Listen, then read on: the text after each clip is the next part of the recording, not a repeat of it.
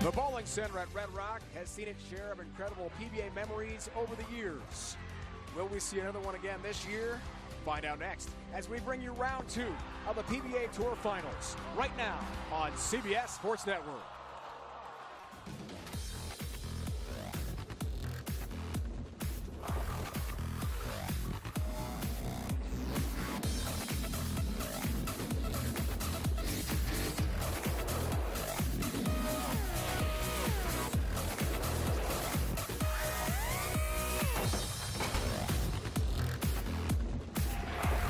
Bowling fans, it is time to resume the 2019 Barbasol PBA Tour Finals from Red Rock Lanes in the one and only Las Vegas, Nevada. Rounds 1 and 2 of qualifying are complete. Now it's time for rounds 3 and 4. By the end of this show, we'll have our stepladder semifinal matchups set to go. Let's check out the scores from Groups 1 and Groups 2.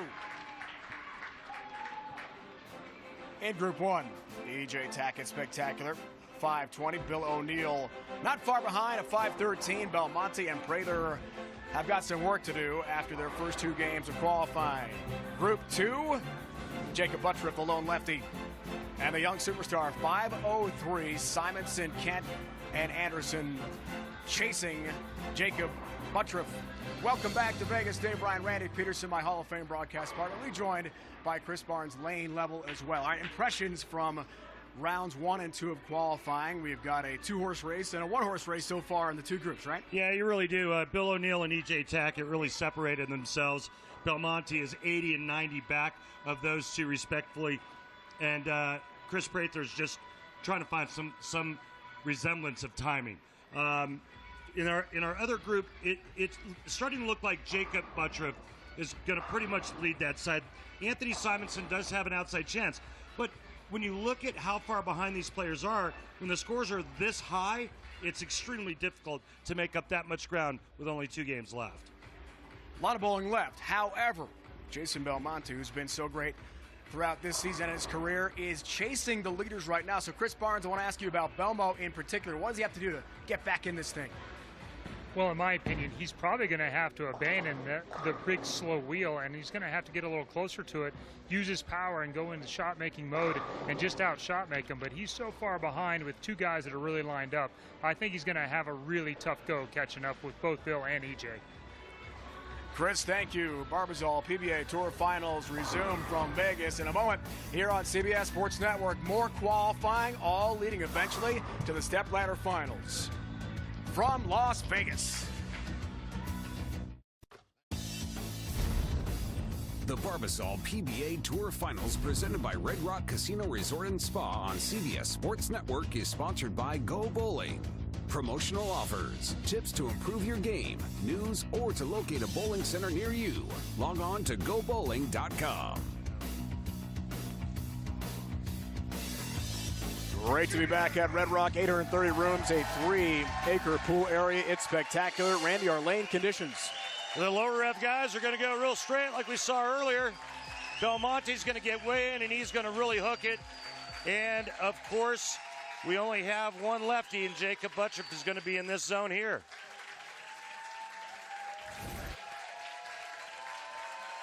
Ready to resume qualifying. Simonson, Anderson on lanes 5 and 6. Buttriff and Marshall Kent, lanes 7 and 8. And we'll get a double dose back-to-back of Belmonte, E.J. Tackett, Chris Prather, and Bill O'Neill. They'll follow this game and bowl back-to-back games to complete their 4-game qualifier. Simonson gets us started.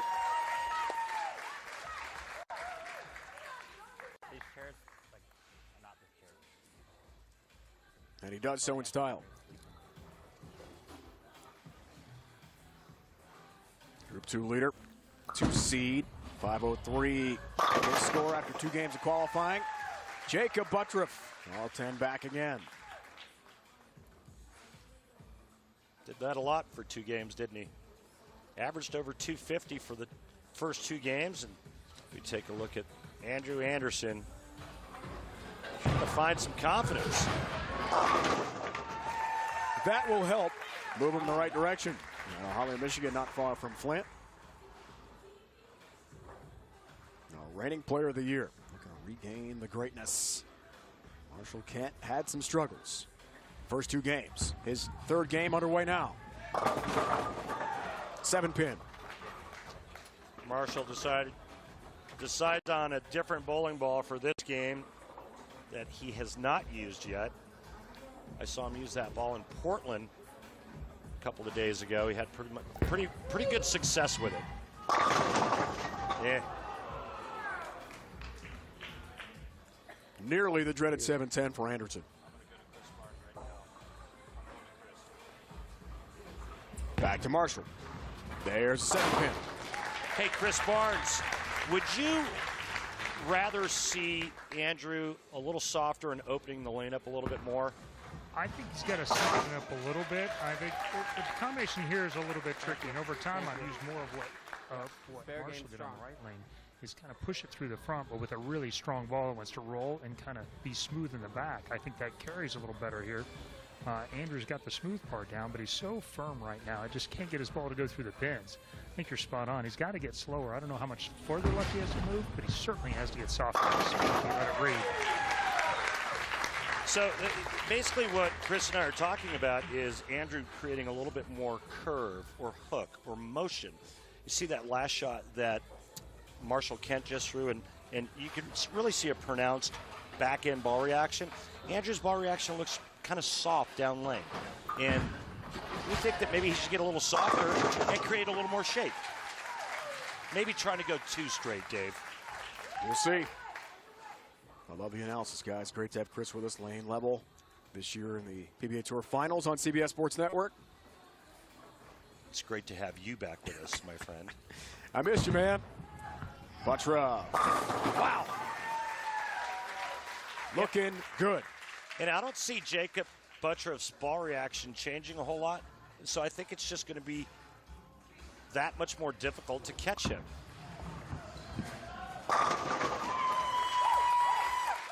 All 10 back for Simonson. The 443 to 405 you see next to Simo's name along with Anderson.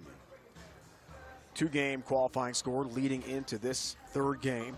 So 2 more games of qualifying on this show for each group. That's for you, Barhold. Beautiful shot there by Buttroff. That's 3 in a row. We're going to send it down to Chris Barnes and Anthony Simonson.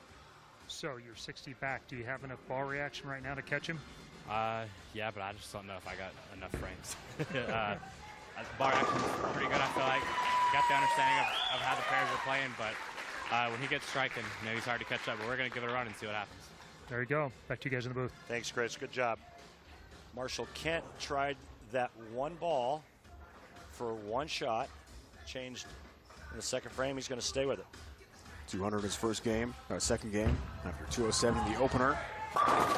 He's got to get moving now in his 3rd game of qualifying.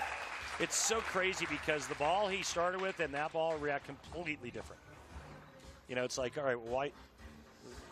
One was like the first ball he used is real early and slower responding, and that aqua ball is not. Our reigning player of the year. And you see what I'm talking about, Dave? How soft it is off the end of the pattern. It's like it's like not enough. And there's the aqua ball. What is that? I think it's an Idol Pro.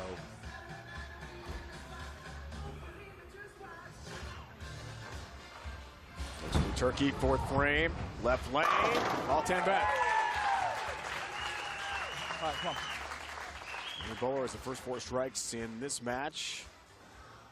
Any other player on today's show, if that happens, a perfect game. Everyone in America can receive a free game of bowling courtesy of Go Bowling. To claim your free game, simply head to gobowling.com and register for the Go Bowling Free America promotion. I don't think Jacob has changed balls since we started. Is that his purple hammer, the Old Faithful, right? Old Faithful. We heard that from him in the first broadcast. Yep. All right, Simonson, front 3. Butcher, front 4. Simo. Nicely done. All 10 back again in a groove. But hard to catch a guy when he's, how many pins ahead is he 60 ahead? Yeah, it's hard to catch a guy when he's 60 ahead of you, when all he does is continue to strike. Heard that from Anthony a moment ago with Chris.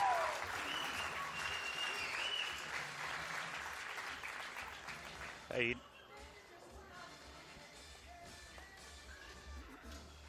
Weekdays at noon Eastern, step into the jungle. Jim Rome unleashes his takes on the toughest topics in sports. It's always smack off season with the Jim Rome Show right here on CBS Sports Network. and tonight at Red Rock, it's going to be the Randy and Rhino show starting at about 9 o'clock. Crack open a cold one and join Rhino and Randy for whatever you want Remember, to it's Rhino and Randy show. Right. No. It's got to really hurry. Boy, it sure does. Kick saving a beauty on the 7-pin. And Butcher Simonson perfect through 5. Check this out. You think there's any rotation on that ball? All right. Now Marshall Kent, spare 3-bagger. Uh-oh. Near split. 9-pin stands. That one really broke loose in the back part of the lane.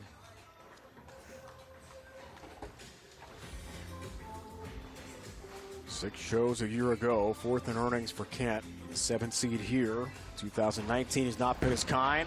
Anderson looking for redemption. Has got a 10-pin. Good shot there, Andrew.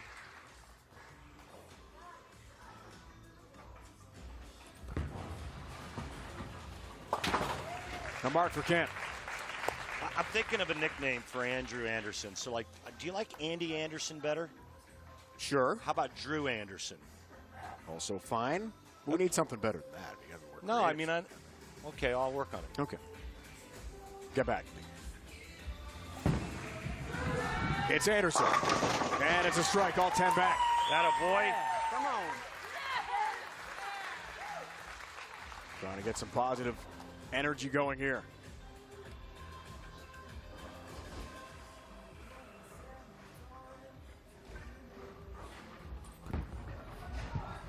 Marshall. Wow.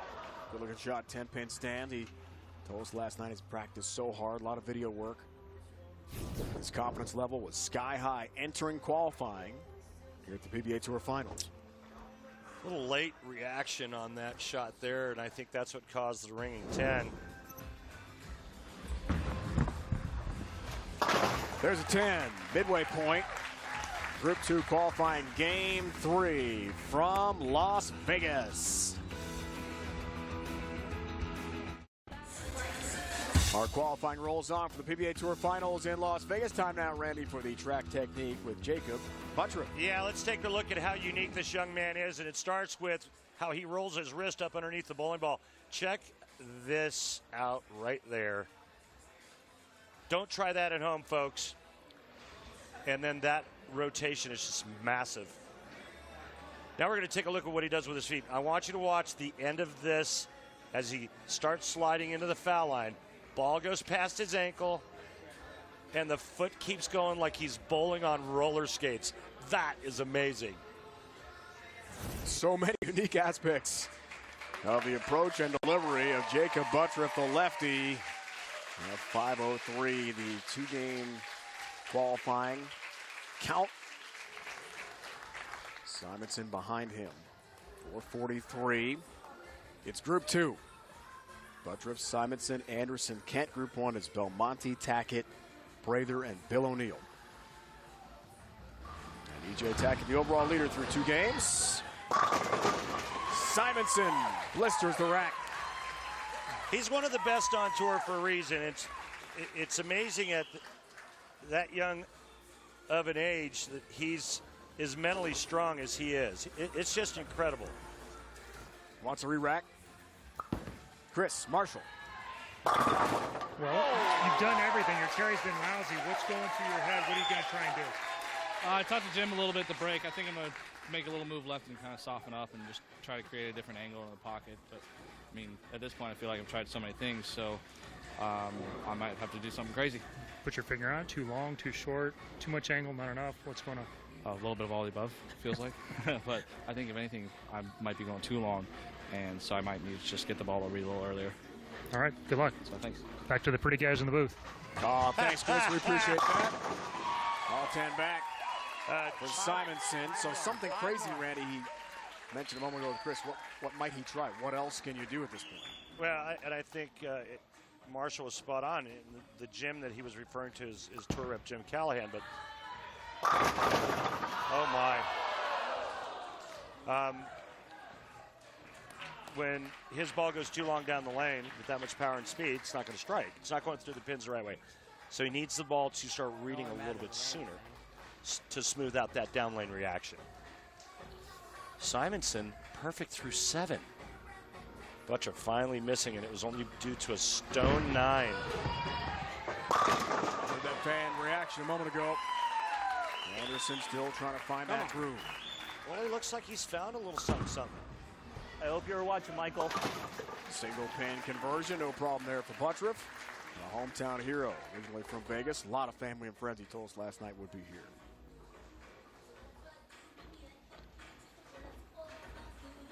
Two titles, his second full year.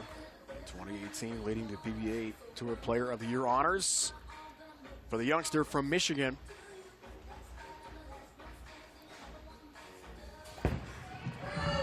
Doesn't like it. Yeah. That's right. Missed the 1-3 pocket, but still 9-pin down. And that's the shot where it looks like he just gets a little quick at the bottom, doesn't catch it all, and then the ball skates like it's hydroplaning. Back to Marshall. Wow. Looked comfortable there, didn't he? Yeah, a little smoother down lane reaction. Looked like he moved in a little bit and reduced his ball speed.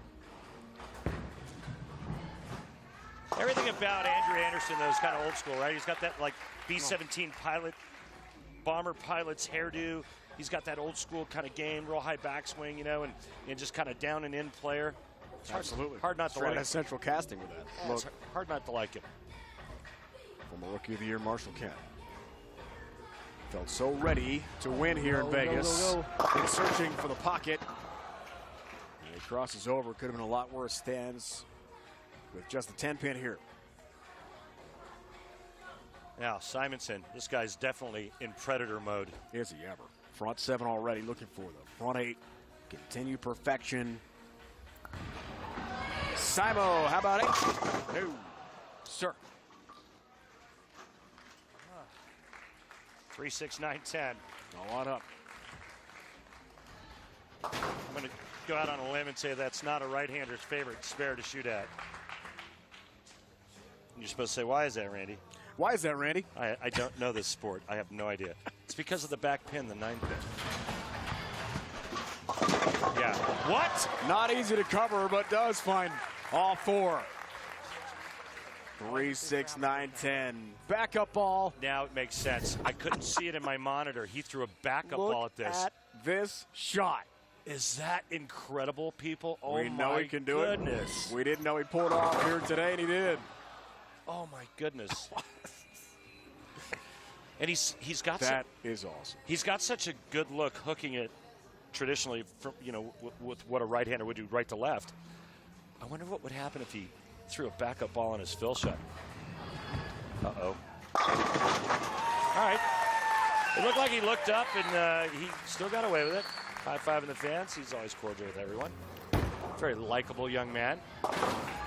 Some, every now and then, from time to time, call him the lumberjack.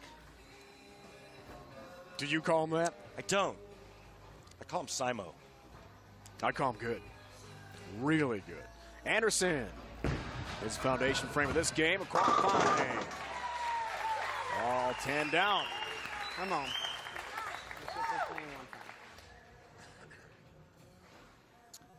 Max score, Jacob Buttriff, 268. He's been outstanding. Yeah, and again, when you're 60 back and the guy that's leading doesn't slow down for you, it's going to be kind of hard to catch up. And it's only a 4-game qualifier. Simonson can shoot 276 and pick up a little ground, but 1 game to go, it may be I got to roll it insurmountable. one time, right?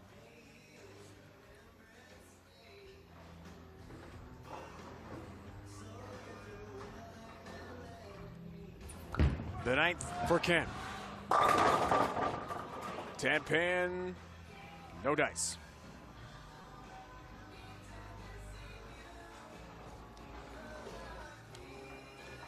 Just hasn't had a look.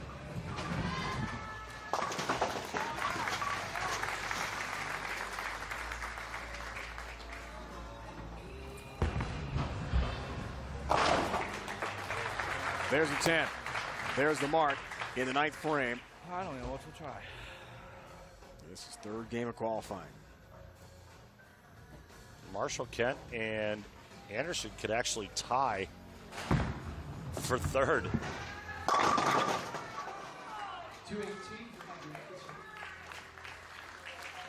And a 218 in his third game. Following a 170 and 235 in games 1 and 2 of qualifying.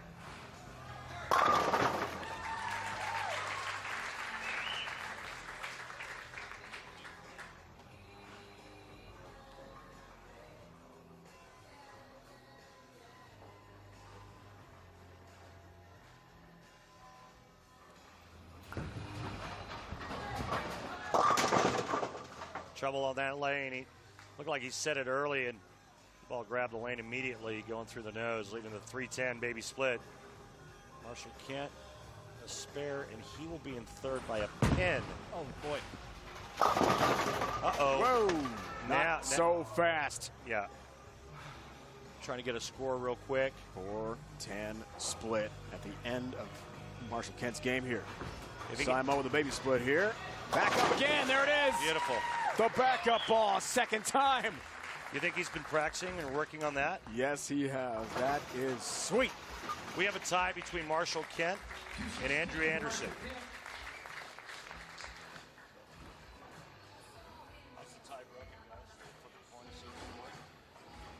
So 207, 200, 216, 3 games for Kent so far.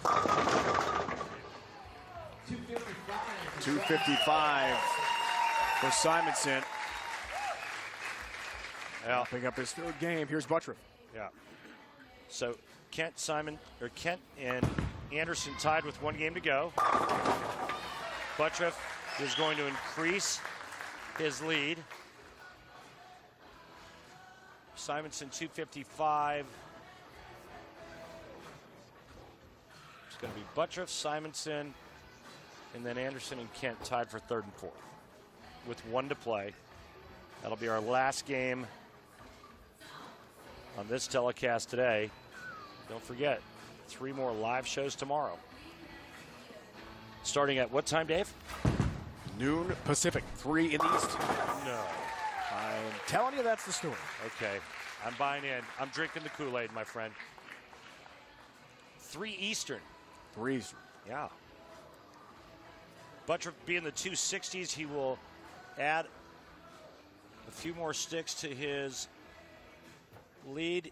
Remember, he had a 60-pin lead going in, and now it's going to go to 73 pins.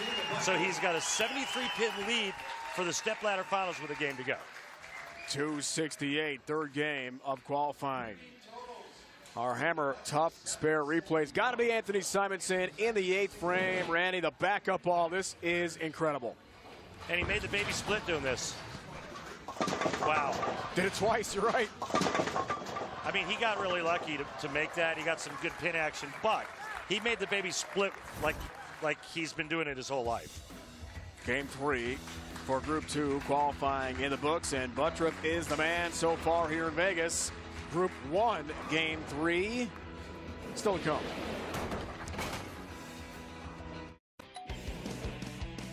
Let's take a look at today's Ebonite flashback. Rhino Page was looking to make his mark on the PBA Tour back in the 09 TOC here at Red Rock after defeating West Milan in the semis. He needed a strike, 9 spare, to capture his first TOC title, but it was not to be. He missed wide of target, taking out the 2, 5, 6, and 8, leading to Patrick Allen's 267, 263 victory, PA's 12th PBA title and 2nd career major. So much great history on the PBA Tour here at Red Rock Lanes. Group 2 standings after 3. Buttriff, wow, look at that lead, 73 pins. Kent and Anderson are tied, 6:23 through 3 games of qualifying. Now Group 1, Tackett, Prather, Belmonte, O'Neill, about to tee it up here in Vegas.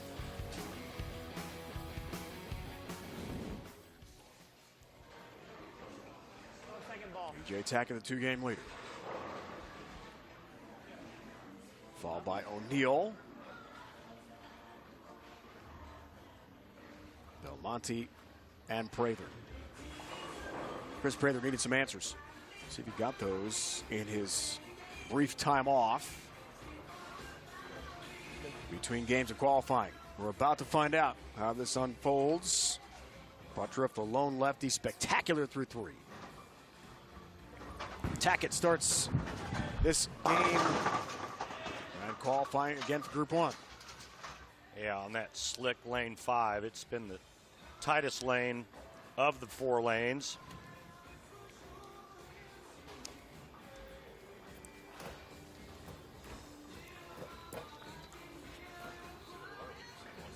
Jason Belmonte. He's 35 years old and an absolute legend. World's best player. Back in the lanes.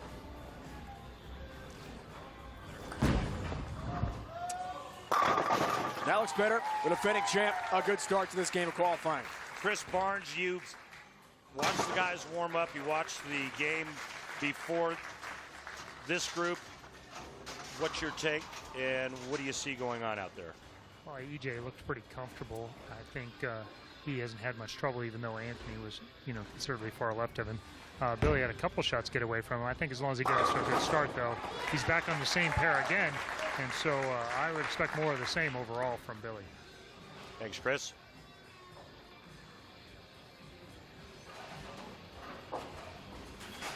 Chris Prather needs a turnaround story here.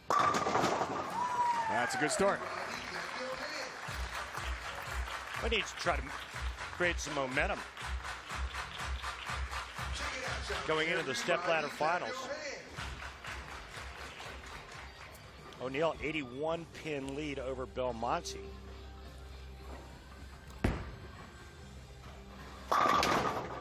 9-pin. Unfriendly.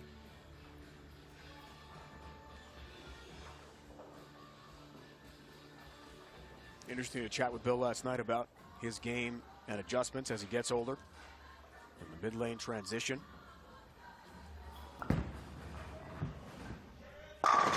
Rev rate, ball speed, and how things change as you get older, right? Oh, yeah.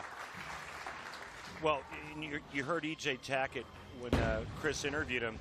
Chris asked him, how do you create all that power being a small guy? And he said with his legs. Well, what's the first thing that goes when you get older? Your legs. You lose your legs, you lose your leverage position. As we get older, it's tougher to create the power. I mean, I remember when I was a youngster, and it would literally take me 4 or 6 shots to get loose. And when I stopped bowling the PBA 50 tour, it would take me 10 minutes to get loose. Things do change, partner, no question. There's a 10-pin for Belmo. We had a nice chat last night with Belmo about his branding. The documentary will be coming out in the near future. That was great. Yeah, fully funded. Pretty cool to talk about his attire and the digital platform he's developing called Belmo TV. I mean, guy's a marketing genius. Really is. And he very really, sharp businessman. Yeah. But the best story that I liked was the fact that his wife made her flight from Sydney to the States within 2 minutes. There's some form that they have to fill out. I can't remember the name of the form. I probably should have wrote it down. But anyway, so the drive from New South Wales to Sydney Airport, I think, is like 4 hours. Okay. 4.5 hour drive. She gets there, and she has to fill out this form. It's basically like a customs form. There she is right there in the white. So she gets to the airport, and they ask her, do you have your form? She goes, oh, my gosh, I don't. And they said, well, this will go one of 2 ways. Either it'll be approved now, or it'll take 72 hours. And finally, the gate agent. The gate agent said, "Hey, you've been approved. Let's go. You got 2 minutes." At the last possible moment. How about that? Glad she made the flight. Glad she's here to watch Jason compete in Vegas. Prather. Looking good.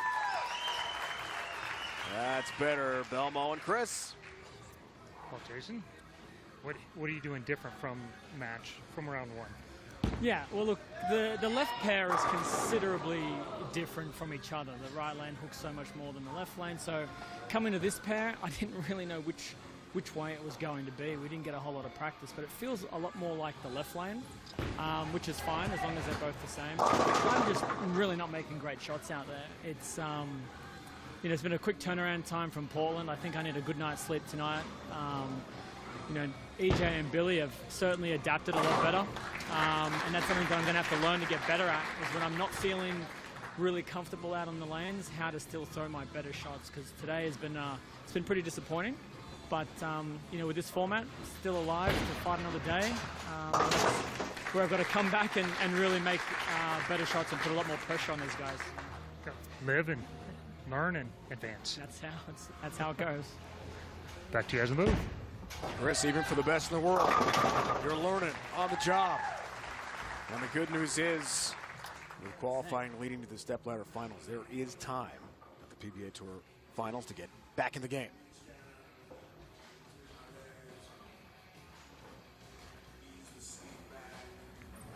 Third game, Group 1 qualifying.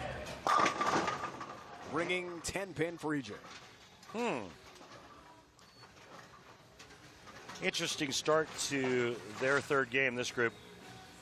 Chris Prather starts at the front four. Tackett, the only player to have doubled. Belmo's still looking for his first. Could get it here. And does.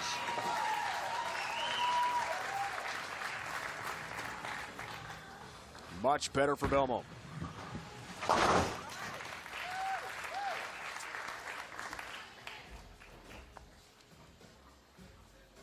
Ten-pin, no worries there for EJ. EJ is getting married in November. Congrats, EJ Tackett. An exciting time for Ina's fiance. Yeah, from our first show to this show.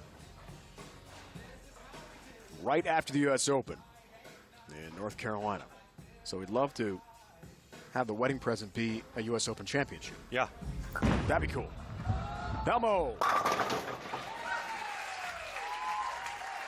In a groove. Well, he's going to need to stay in one if he's going to catch Tackett and O'Neill. Let's see if Prather's found a little something. Up front four. Off to a good start. Front five. Yes. Besties Bowl today. That's starting to look better. Had 5 shots that look pretty much identical, so that's always a good sign. Back to Bill O'Neill.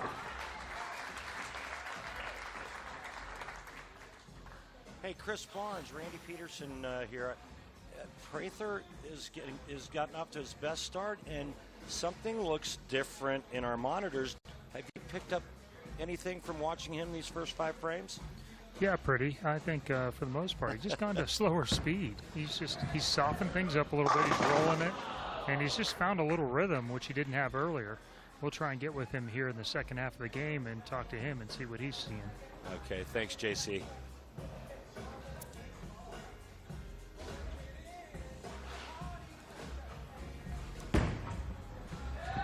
O'Neill, you bet.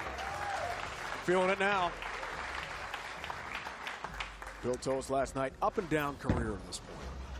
A lot of ups still. Prather will hear with Chris Barnes hopefully in a moment to find out how he's turned things around. More on the way.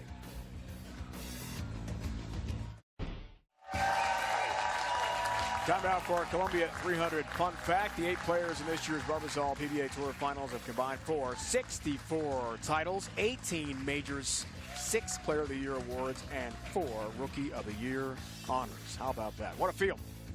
8 of the best in the world. Chris and Chris, take it away. Well, you looked pretty uncomfortable in round one. bordering on somewhat irritated. What's changed? What did you do different for this round? Well, the first thing I did was I went and took a nap in between the games. And then I talked to Jim Callahan a little bit, and I told him that I felt like my rev rate wasn't high enough to hook it with, like, EJ and Belmo, but it wasn't low enough to play straight where, like, Andrew and Bill are. So I felt very trapped where, like, if I got on top of Andrew, it wasn't going to stay there, and if I got in with EJ, it wasn't going to get up the hill. So I've just been trying to dial in the ball speed, and the one shot that I've missed this game, I threw it fast. All right, well, good luck the rest of the way. Thank you. So clearly, it's a power nap that you need between naps are always good. Naps are always a good thing. I wonder how many alarms he set on his iPhone for that. And Jim Callahan, ball rep. Tour rep. Some coaching, tour rep. Yeah, they've changed their title since last year. It's like calling. So the advice was good. It's like you can't say bartender anymore. It's mixologist. I've never said that once. Don't plan to. Belmo. All 10 back. This ball goes through the pins pretty hard, as does this man.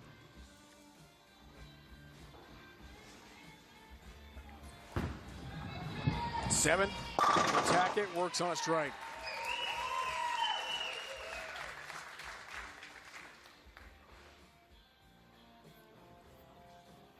Overall leader after 2 games. Down to the third. Buttriff outstanding Group 2. Big lead of 73 pins. Record-setting career for Belmo. Incredible. And really no end in sight. Only 35 years old. Oh! 7 pin. The 10 gets kicked out like Jackie Chan, and the 7 pin's still standing. Again, when you create that much angle, there's going to be times when the pin carry is going to be suspect. Prather feeling better. Yeah, that was a pretty good shot there for ring 10.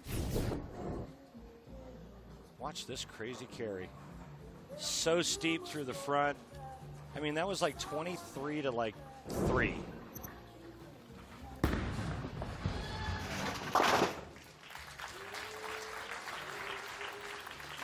No worries. 7 pin for Belmo.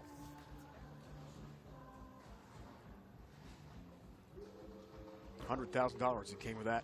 PBA playoffs champion win. It was not a tour title, but it was a big check. Oh, don't cause that controversy. Helping. Don't stir that up. I'm just reporting the news. I understand. I didn't create the controversy. No, yeah, that's You're doing very controversial. That didn't count for a title. Bucket. For Bill O'Neill. Well, O'Neill is letting a couple of the other players back in this.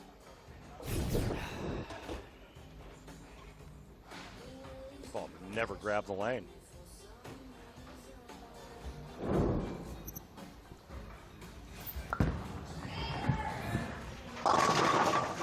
And after looking for help on the 10, won't quite get it for Prather. Yeah, that's three of those in a row now after starting with a 5-bagger.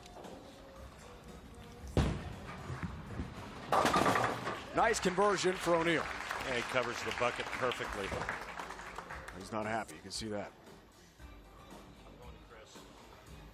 Chris Barnes, what do you see going on with Bill O'Neill and EJ Tackett? Well, right now, actually on this left lane, there's a little more early hook. And so Bill's gone to getting it up in the air a little bit.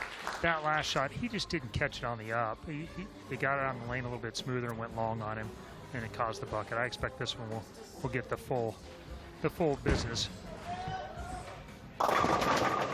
You expected that one to get full attention at the bottom of the swing? It did. He still didn't catch it quite as much as he wanted to, and just looked like he maybe lost a little bit of rhythm on the commercial break, as we've seen it happen to a lot of players. EJ, on the other hand, seems like he's in pretty good rhythm here. His carry hasn't been great, but he's making great shots. He's going to be tough to beat down the stretch here. Thank you, sir. All righty. Let's go.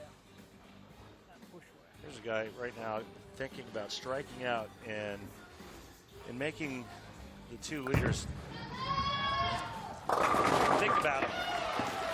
Strikes in 5 of his last 6 frames. For the great Jason Belmonte on fire again. The late, great Billy Whaley coined this phrase, hit him thin and watch him spin. Yeah, EJ suffering with a little lack of carry. You see this guy right here? His passport doesn't need a picture anymore. He's that famous? I read that. Wide success. I read that somewhere. He's that good, that's for sure.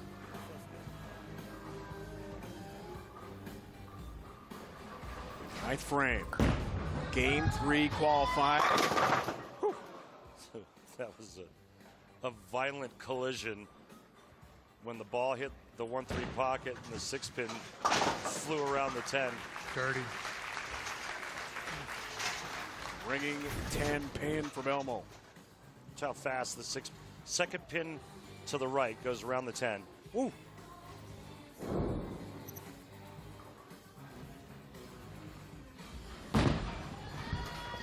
There's 10 pin, 206 in game 1, 226 game 2 of qualifying. Trying to continue to climb the ladder here, leading into step ladder play. Dave, Randy, and Chris, couple Hall of Famers by my side. Great to have Chris lane level, providing our live lane level interviews. PBA Tour Finals for the first time. That's tremendous access.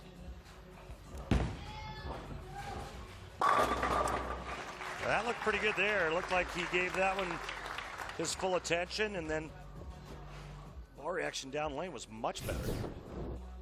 Watch this now. Look at the down lane reaction. There we go. O'Neal max score 245, Belmo 239, Prather 257, Tackett 237.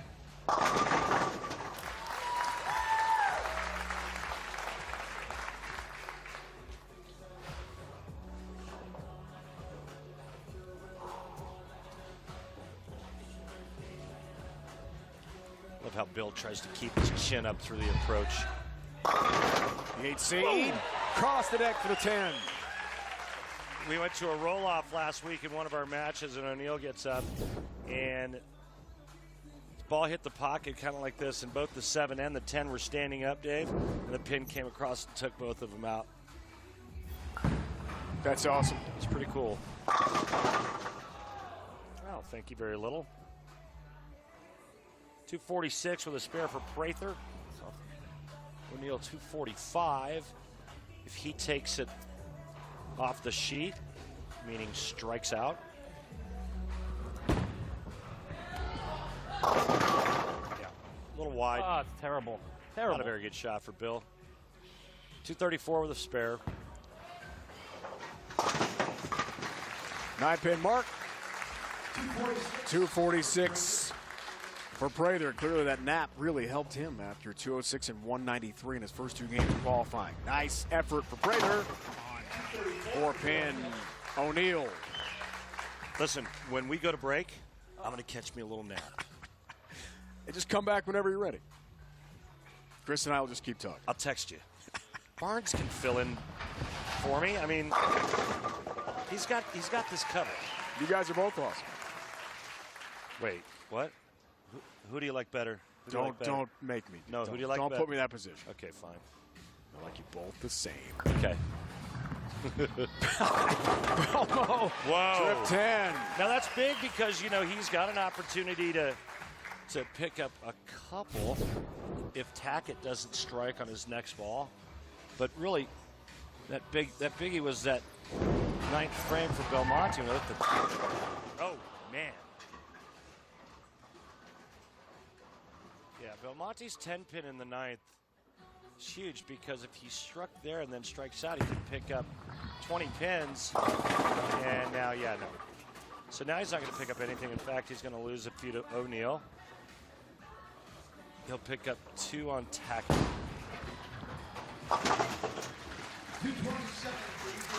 227. EJ Tackett takes care of the 9 pin there.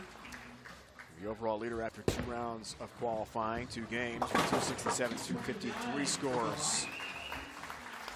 And 229 for Belmo, his best so far of the 3 games of qualifying.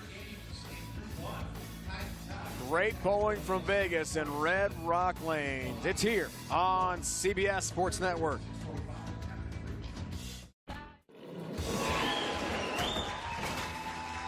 Barbasol PBA Tour Finals, 3 games, Group 1 of qualifying complete. We are tied with Bill O'Neill, EJ Tackett, 747 each. Belmo, the world's best, chasing the leaders. Chris Prater, a really good 3rd game, but still has a lot of work to do.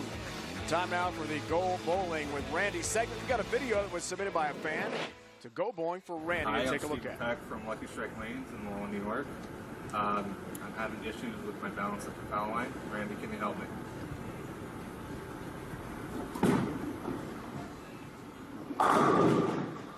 Well, Steven, your balance looked really nice on that shot, but I can see that there's probably times where you have a little bit of issues staying kind of on balance and or sliding on just one leg. And so what I see is that it looks like every now and then you like to muscle it. And that's where you get to the top of the swing and you really start to yank down on that bowling ball. And remember, for every action, there's a reaction. So if I pull here, you're literally going to pull yourself off balance. Try to make that transition from the top of the swing down to the bottom real smooth. Free up that arm swing, and I promise you, your balance will improve tenfold. I like the demo. That's good. I should get out of the way next time. Coach Randy, looking good. Hope that helps, Steven. Good advice from the Hall of Famer Randy Peterson. More coming up from here in Las Vegas. PBA Tour Finals. Can the world's best get back in the game here? Bill O'Neill has bowled very well today. The PBA and Slap It On have created custom vinyl wall decals of some of your favorite PBA players. The large vinyl decals readily attach to most smooth, flat surfaces and can be easily removed and relocated. Action shots of more than 30 PBA Tour players and legends are available. So head to PBA.com and click on the rotating Slap It On banner. Add to order your favorite player. O'Neill, Tackett, Belmo, Prather, lanes 5, 6, 7, and 8. As we go back to Group 1, Game 4 of qualifying here in Vegas, PBA Tour Finals. First time Bill O'Neill's seen this pair, 5 and 6.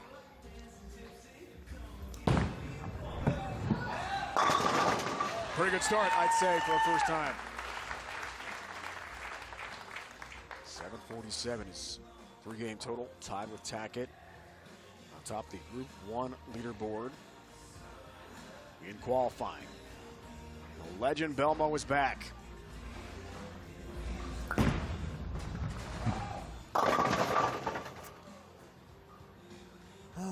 You don't see him fall off balance very often, but he did on that shot. I'm not sure why, if it was an approach thing or if it was a timing thing. That man rarely falls off the shot. A perfect start to his 4th game of qualifying. Next, we'll see Group 2 in their 4th game. Buttriff, Simonson, Anderson, and Kent. And Buttriff leads by a bunch. Let's go back to Chris. Yeah, Randy, it looks like Bill has had to go through. He looked at 3 different balls in practice, and he ended up going to a chaos, a lower RG ball with a little quicker cover. First time on that lane, like you mentioned, and he's had to flip around a little bit. What he was doing before didn't make the corner at all on this left pair. What ball is that EJ's using? I believe it's a Jackal Ghost. It's an asymmetrical ball, a little bigger, lets his ball pick up in the mid lane. That's right, because he had mentioned something about going to a bigger engine. Yeah, as if the hand wasn't big enough engine. He's right, now he's got even more. And the ball that Prather's using? It's the new eye. He's basically just controlling that with speed. That's symmetrical, low RG, a little quick. He's got some cover on that too, but his control of ball speed is allowing him to do what we've seen him do all year long.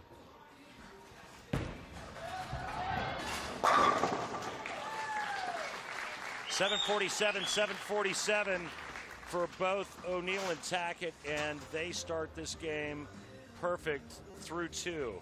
Belmonte almost out of it with a game to go. He's 86 pins back. I don't see him catching the top 2 guys. So it looks like you're number 1 seed is going to come down between O'Neal and E.J. Tackett.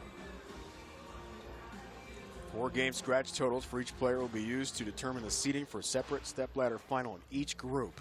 As we move on to a PBA Tour title here in Vegas. Yeah, it was a great cover from Chris Barnes when he said, hey, O'Neal, first time on this pair. He went through 3 balls in practice. And I'll tell you what, Chris, early on, he looks pretty good, especially on that left lane.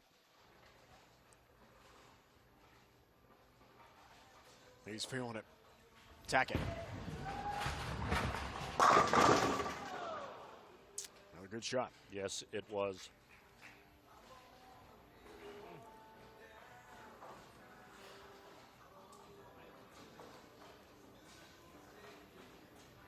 We talked about EJ getting married right after the U.S. Open. That's one thing that's eluded Jason Belmonte in his great career in the U.S. Open.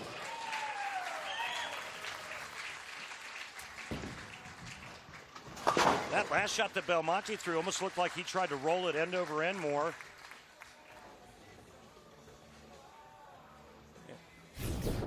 Take a look at what his hand does on the way out.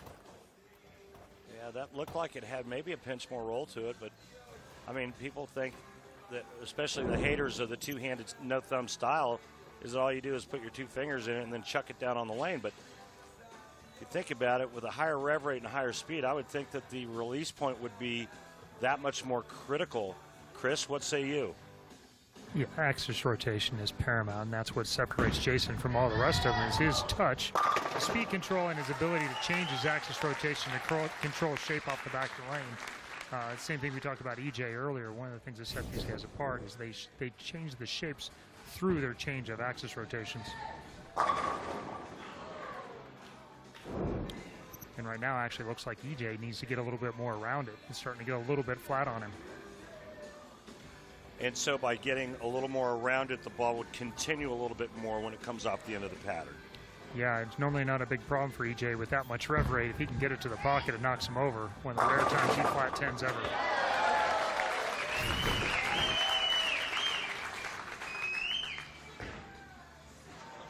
Yeah, it's a little soft through the pocket.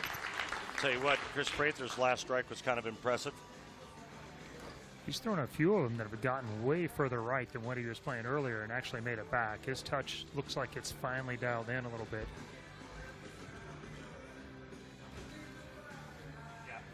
Yeah, I agree. He definitely looks much more comfortable since he went to a little softer speed. Prather not quite there in that 1-3 pocket.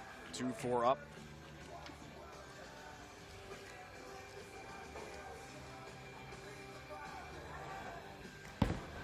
Back to Bill O'Neal, co-leader after 3.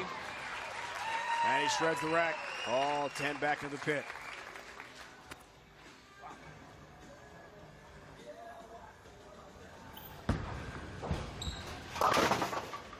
Exciting times for Chris Prather and his wife Ashley we told you about. Are building a house. They have their current house under contract, so things are really happening for their family in Chicagoland. I asked him if he was going to have a pool, and he goes, we have a pool and a pond. The pond will be good for you, Randy. Pond will be good for you. Pool pond. We get 10 pin for O'Neal. Anytime we can get Caddyshack on the show, I'm good. I'm a happy guy. O'Neal with a really nice shot after 4 in a row. Ring 10. And now Belmonte. No ring 10.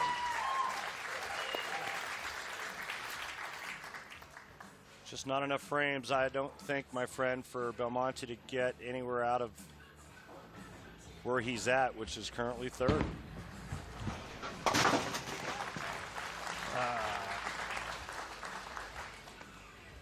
And I mean, now it's just a battle of 3rd and 4th between Belmo and Prather. And really, the only advantage that gives you is it gives you choice of starting lane and where you end up finishing that game. Keep in mind that the last game in that stepladder finals is a race to 2 points. So it'll be a 2-game match. You win two points or 2 games. you're the winner of that group. If there's a tie, we go to a roll-off. Two-frame roll-off, 9th and 10th.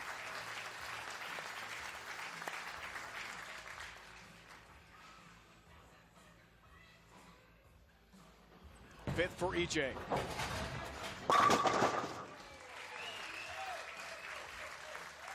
That strike was really loud in my headset. Turn down your headset volume. Oh, that's because why. he is just crunching through the rack. Oh, gosh, I can still hear And him. those pins have no chance. Prather. He hates it. Yeah, that's why. I was way wide right. Yeah. Looked like he missed it off his hand. 1-2-7 up. Super light hit. Yeah, as soon as it got about halfway down the lane, he knew it.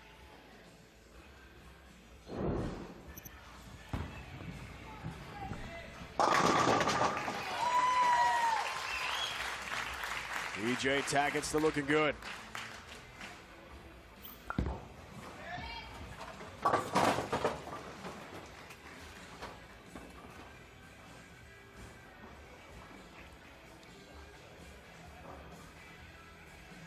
Great start to this game of qualifying for Bill O'Neill. Perfect. Well, it was perfect into the fifth frame, the 9 spare. Up to the front 4. He has been very solid all day in qualifying. Prather's been up and down. Up on that shot. Hey, Dave, I got an idea. Why don't you take us to break? Excellent idea. I like the way you think.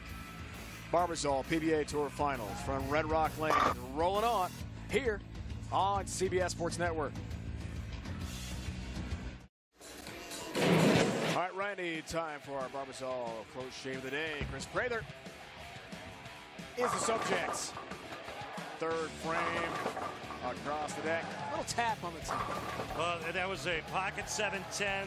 The messenger went across, took the 7 out, and then it was the Chihuahua ankle biter into the 10 pin. Now listen, I have to go back for a second because when we were at break, Mike Edwards said that the only match that mattered right now, or the only 2 guys that mattered right now was Belmo and Prather for 3rd and 4th. And he pointed out to me that O'Neill and Tackett are tied and they're bowling for 1st and 2nd. And I realized that.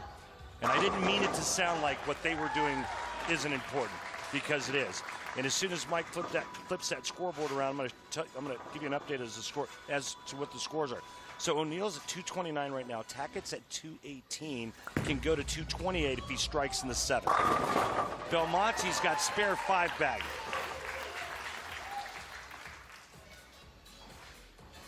And Prather an open, he's at 186, if I can tell by Mike's chicken scratching on the score sheet. So there, you're up to date. Dave? Well done. Dave, Thanks. take it away. Thanks. 4-pin. Bill O'Neill. Co-leader with EJ Tackett. You see the numbers at 747 each through 3 games. Now to the 4th game of qualifying.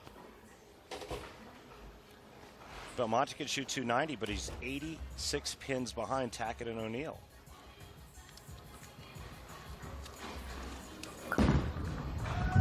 Been red hot in this game.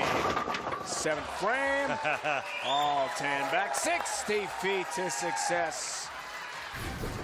Impressing himself, Jason Beaumont. What took you so long? Got him working at the right time. I've been waiting a year to hear that. I know. You jerk. Make me wait this long for that.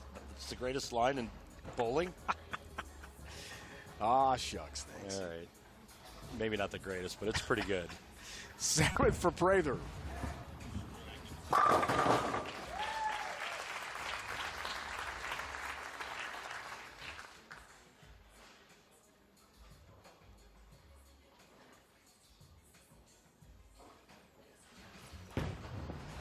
EJ Tackett, for the 3rd straight year of being in the finals of the PBA Tour Finals. Got a win, got a loss, both against Belmo. Won in 2017, lost last year in suburban Detroit to the great Jason Belmonte. Tackett has been outstanding in qualifying. Belmo, some work to do.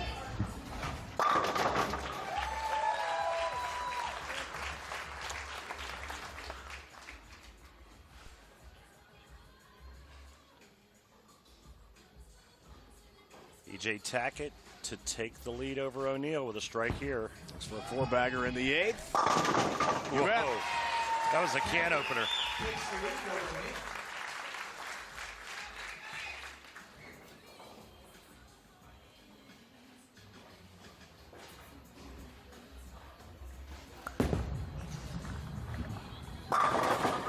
Belmo, a strike. Chris with EJ. Well, you left a couple of 5-10s there in the middle. What did you do? Can you share with us what the big time?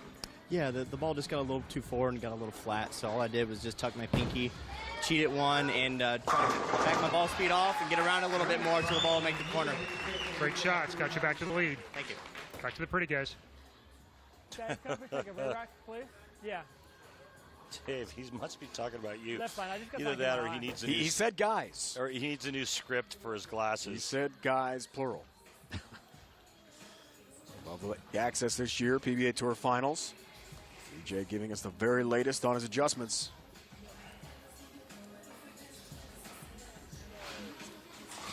Tomorrow at 3 Eastern, CBS Sports Network. Right back here on the lanes in Vegas. More of the Barbasol PBA Tour Finals. See who will earn this year's title. Is it on May now? The 24-hour home of CBS Sports. Are you going to be here for that? I am going to be here for that. Oh, okay. I'm here all weekend with you, buddy. Well, I'm looking forward to seeing you again tomorrow. Crown a champion again. After a brief break, Belmo, all 10 back. Well, he's doing all he can do, but it's too late. And you know, O'Neal and Tackett are they're banging heads right now. And O'Neal takes a one-pin lead with a strike in the 9th. Started this game of qualifying tied up, and what a game this has been. Game 4 qualifying. Right down possibly to the last shot. Well, Chris is going to take on Belmonte in that opening game of the stepladder tomorrow. But keep in mind who knocked Jason Belmonte out of the playoffs. It was Chris Prather. Now, Tackett can strike out and shut out O'Neal. Look out. Whoa! Yeah. I thought that was bound for the channel for a second. He missed that one way right. Good shot, EJ. Realizes that wasn't good.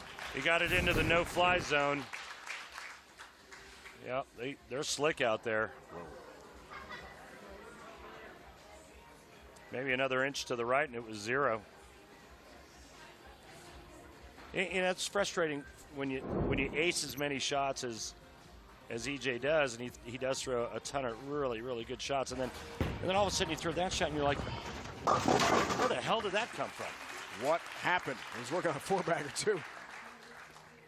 But he converts a spare. Think about that one for a while.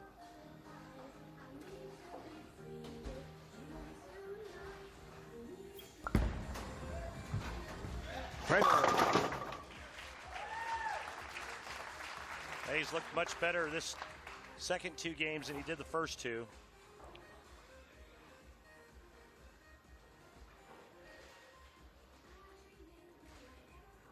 Six strikes in the game for EJ Tackett. Had to hurry up too and miss the mark. Another 1-3 pocket. Yeah, I think that ball kind of overstayed its welcome, didn't it, Chris? Yeah, I think he's a little surprised. Obviously, the one shot wasn't very good there, but that one he got around it, and it's something he does feel-wise. He'll get a little bit further left and get a fall over it to make sure it hooks. And sometimes when there's this much oil down lane, it just doesn't make it. That left lane is a lane you can't do that to all the time.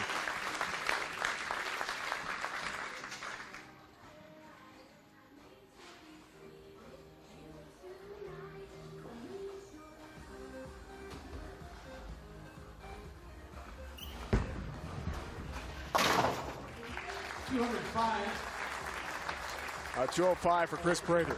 His 4th game of qualifying. 206, 193, 246, 205. His 4 game scores. And a 234 for EJ Tackett. First through 267, 253, and 227. Belmo on a major roll. Another strike. And, Chris made a great point earlier when he talked about Jason Belmonte's ball reaction actually getting better as the lanes transitioned and or burned up. There's so many new phrases and slogans that the guys use out here, but and you could see it in Jason Belmonte's ball reaction. All right, spare here for, you see the scoreboard, Mike? Spare here for Bill O'Neill, and he would need 7 on his fill shot to be the number 1 seed. 9 straight, Belmo, another one. Strike streak. O'Neill got it. Yeah, 7 or better, O'Neill will be your number 1 seed going into the stepladder finals tomorrow, followed by E.J. Tackett, Belmonte, and Prather.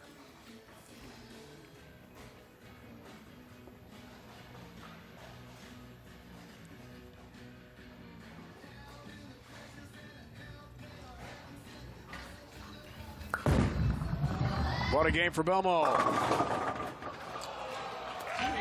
The streak ends with a 10-pin, but his best score in qualifying, 289.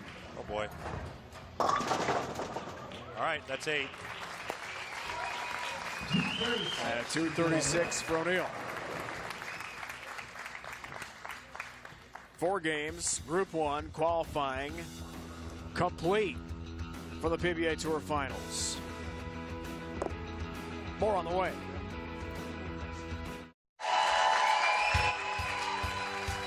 Group 1 qualifying. Final standings. O'Neill by 2 pins over E.J. Tackett. Belmo with a great 4th game of qualifying, up to 950. Chris Prather 850 in 4th place. Who's next? Group 2, Butler, Simonson, Anderson, and Marshall Kent. We'll see how they respond after their break, how the lanes break down.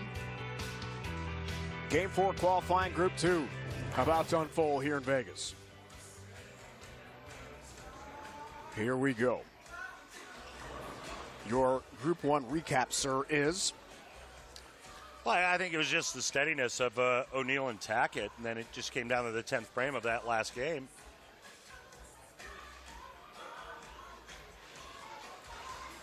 Waiting for the machine to recycle here, and then we can resume with Group 2. Buttriff, 771. What kind of, sorry, what 3 what kind games. Did you see the look on Marshall? What the heck was he? Was that his zen? What was he doing there? I think that was some intense mental preparation. Buttriff gets us going. Final game qualifying 7-pin for the lefty, who bowls a lot, as Chris pointed out in the meeting last night. Yeah, Chris had a great story about how Jacob. Well, you know what? I'm going to let Chris tell that when we come to him here in a minute. I bring that up with the graphic of all the regional titles for Buttriff. Such a young guy. Anderson. Ooh, I like the shape got of a that. strike. That looked good. Hey, Chris, talk about the story that you told us at the meetings yesterday about Jacob bowling everything. Oh, well, for sure. I think of all the guys around, he bowls regionals. He bowls 300 game jackpots. He bowls clear pin sweepers. This guy bowls everything everywhere and loves nothing more than just to throw and compete and win again, which he's been doing a lot of.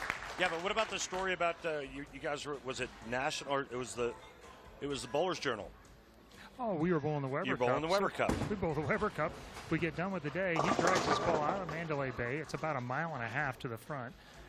Drags it over to South Point. Goes all the way up and drags him there, and then shoots 8:25 again, or 8:30 or whatever it was, and then comes back and bowls the next day again. It's well, it's a long walk to get to the plaza at South Point as well. Yeah. Although with the BJ wasn't in the plaza though, it was in the regular center, correct? Yeah, in the regular center, Right, which okay. is not closer. But still, necessarily. it's still a good hike. Yeah. Hey, he's a young guy. He loves bowling. He's enthusiastic. Hey, the point is, when you're young like that, Dave, you You can do just it. got to do it. Yeah, if you're A me, passion for the game. I love it. if you're my age, you need a caddy. Yeah. A cart, Chris says. Double wood. Simonson, no problem to it.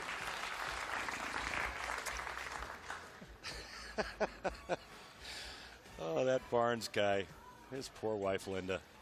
Simonson well behind Buttriff. Second spot qualifying Group 2.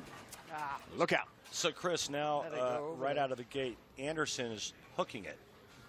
First shot looked pretty good. That shot, not so much. Yeah, I think he's just fishing a little bit. And at this point, it's all learning. They're going to be in the first match tomorrow. And so it's figuring out something that he might be able to go to that might help him run the ladder. How much of the burn, them, they started on fresh, then 2 more games after them. Now they're on the ultimate burn, if you will. How much is that affecting or dictating what he's doing with the bowling ball now?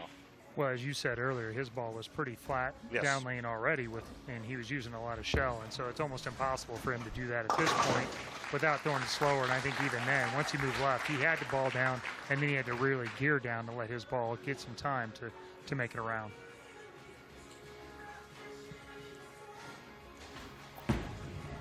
Third for Anderson. He's curving it now. Coming off the open. Or is he hooking it? I'm going to say he's hooking. I'm going to go with hooking it. I'm going to go with hooking Me it too. now, yeah, because it's real late. And Jacob Buttriff hooking it nicely. Let's go down to Chris Barnes. Anthony, so the burning question is, you're down a bunch. You got 7 frames left to go. Are you going to go backup ball? No, I'm not. I'm going to stay on my side. I think bar action's pretty good. The biggest deal here, I think, is just staying in second. Not letting any of these guys behind me catch up, and we'll take it in tomorrow and just use the knowledge we have and see where it takes us. Good luck the rest of the way. Thank you.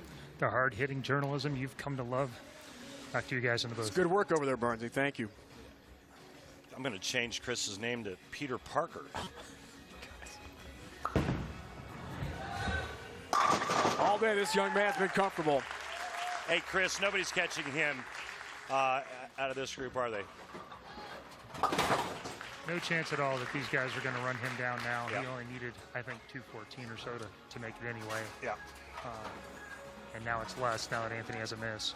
Do you think the players from Group 1 are watching this? And if so, oh, gosh. Let's say, Chris, you were in Group 1 and you were the tournament, by some stroke of luck, you were the tournament lead or the leader going into your stepladder finals. Are you looking at Jacob Buttriff and his group saying, all right, if I win my group, that's probably the guy I'm going to have to beat? I would imagine so, but at this point, I'm sure that Bill and the rest of those guys are focused on trying to get out of their group and what they have to do to get out of these things.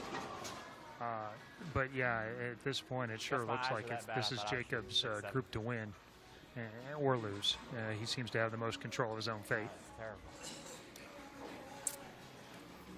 This game 4 Group 2 position round. The Group 1 positioning round is wrapped up. O'Neill, Tackett, Belmo, and Prather in that order, leading into the Group 1 semifinal stepladder broadcast.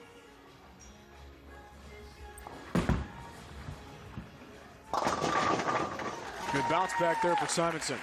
Yeah, he's really deep now on both lanes, and he has to be because there's been some play, and these lanes have broken down and force these players to the left.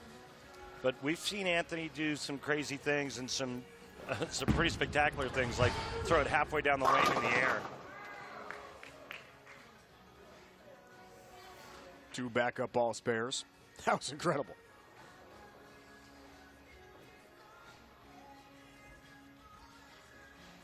The lone lefty has been in cruise control. Wow. I think that's the second one of those today. Stand up and fight. Unless it was our last show where he left one. Do you remember, Chris? There's some major power through the pocket. 9-pin. Anderson, guys, has a 10-pin. It was on the last show. I'm like 50%. Okay, so it's still the same day. At least I got the day right.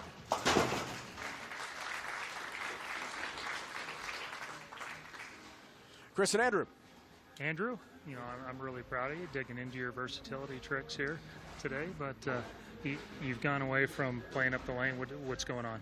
You know, I just can't I can't do what I want to do straight motion-wise, and coming to this fair after Balmore and Chris both showing me kind of a really good picture of how to play it in, I figured I might as well give it a run. I have a feeling tomorrow on the step ladder that we're gonna be sliding pretty far left with Simo and Marshall and everybody.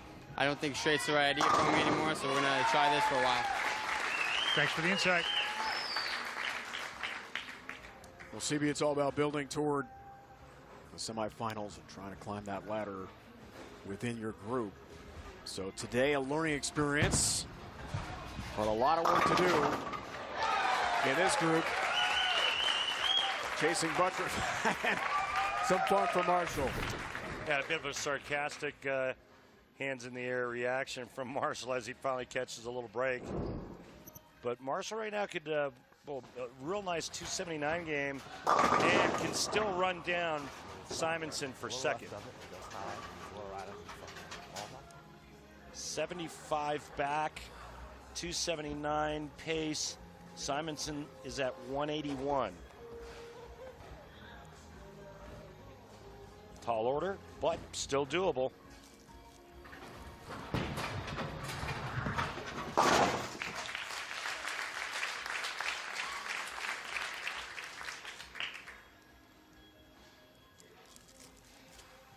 Ten pin, no worries.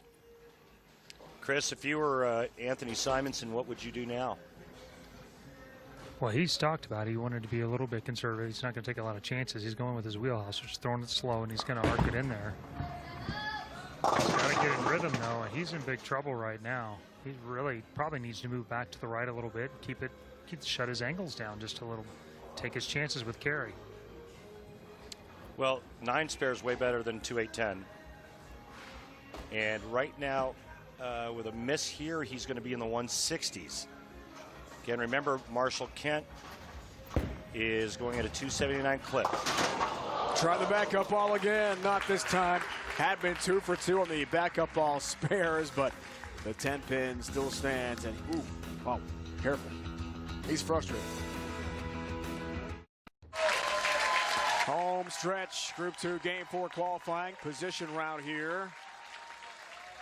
As we wrap up, it's been a great day of bowling in Vegas.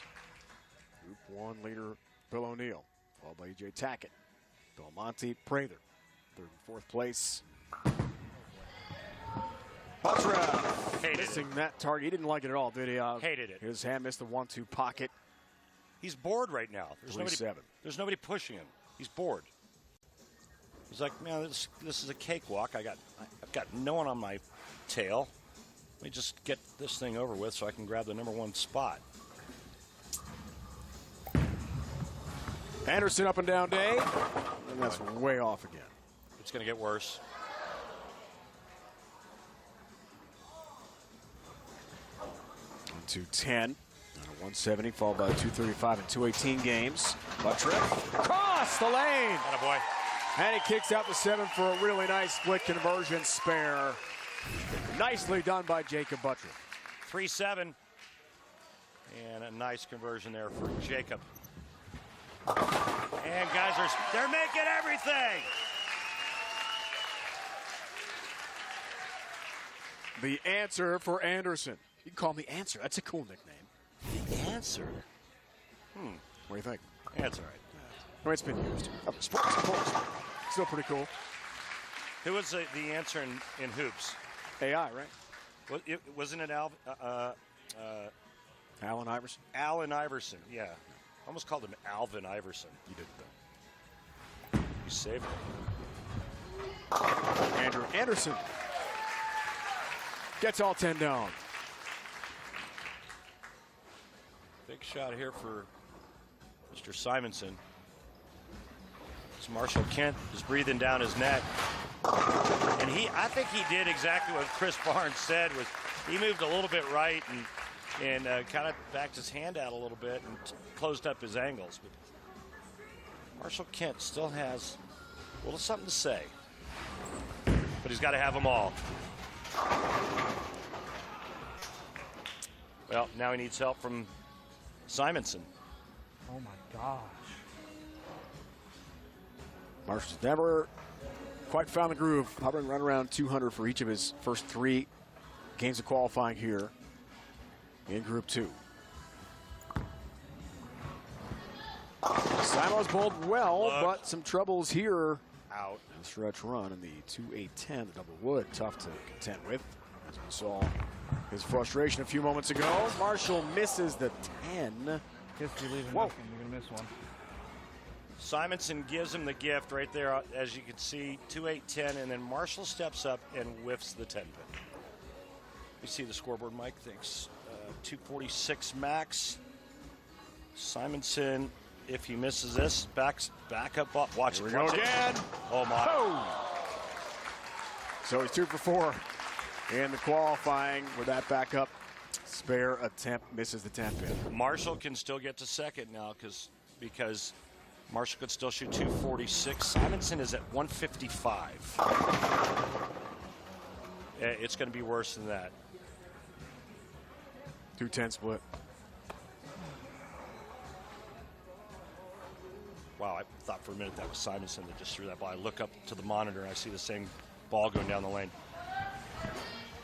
Another costly mistake for Marshall Kent. However, he can still get there, but he needs to cover the 210. And when I mean get there, he can still get the second. And Trying now, to kick across deck for the 10. Can't find it, though. And he's in a tailspin right now. Max scored 225, Simonson 155. If he strikes spares out, that's only 70 pins difference. Kent trailing by 75. Buttroff's going to lock up the #1 seed for the stepladder finals tomorrow.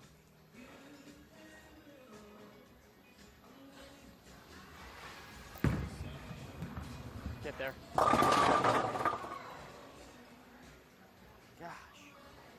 And I didn't even look at Anderson, but you know what? Anderson could have shot 147. Anderson could have struck out for 234.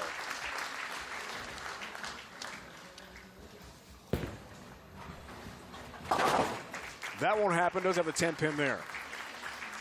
As we head down to the final few frames of the last game of qualifying for Group 2. Group 1 leader Bill O'Neill, followed by Tackett, Belmonte, Prather. Simonson crossing over. Will get 9. 10 pin still up.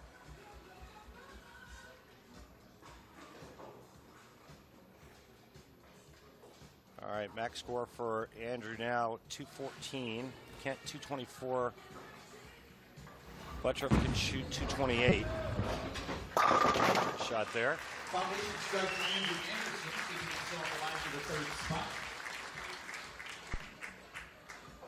And for Simonson, max score if he makes this 165.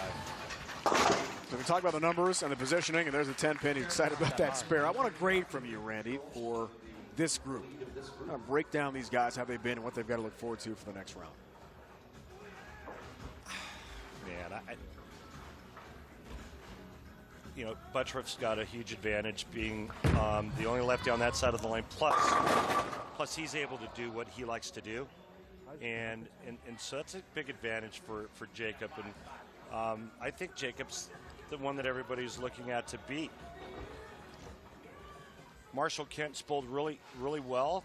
He's missed some key spares, but he's hit the pocket a lot. His pin carry has not looked very good. Simonson looked really good. He looked pretty good for a couple of games, and then this storm that's hit him in the face. It's a ball change, and that's a really good thing for Anthony to have happen to him. And Anthony will secure that #2 seed.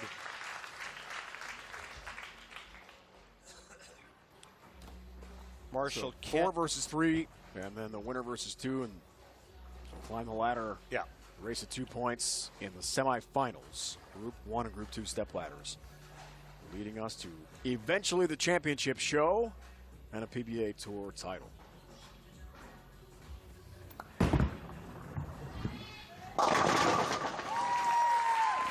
Well, he fought his way through it, and this is over. Tomorrow's a new day. Stepladder finals, less games. Oh. And third and fourth will be Marshall Kent and Andrew Anderson, not necessarily in that order. 164 for Simonson. Low score of the 4 games in qualifying for Anthony Simonson at 164. 205, 238, 255.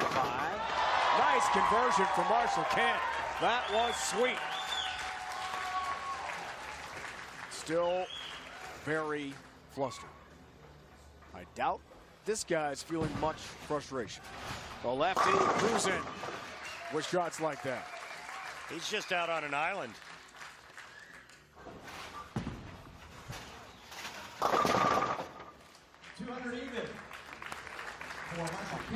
Well, if Anderson gets the first strike in good count, could be your number 3 seed. And you're looking at your leader. Wow. Shreds the rack again. A familiar sight in 4 games of qualifying for the lefty Jacob Buttriff.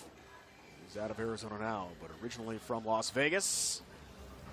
Back home in front of family and friends. Reigning Player of the Year's got some work to do. Into the stepladder semifinals for Group 2.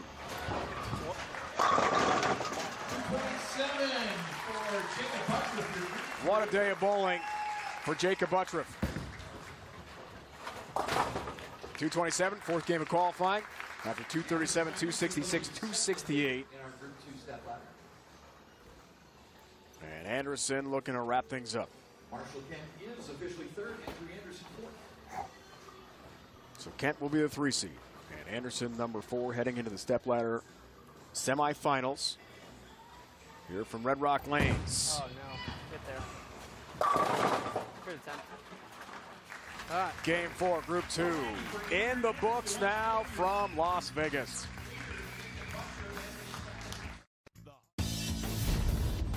The Barbasol PBA Tour Finals presented by Red Rock Casino Resort and Spa on CBS Sports Network is sponsored by Go Bowling. Promotional offers, tips to improve your game, news, or to locate a bowling center near you. Log on to gobowling.com. Tomorrow at 3 Eastern, CBS Sports Network, right back here in the lanes for more of the Barbasol PBA Tour Finals. So you will earn this year's title only on the 24-hour home of CBS Sports. Group 1 semifinals. We can't wait. Bill O'Neill and Jacob Buttriff are the top 2 seeds with 4 games of qualifying complete from here at Red Rock Lanes in Las Vegas. Site of so much great bowling in the past and great bowling in 2019 as well.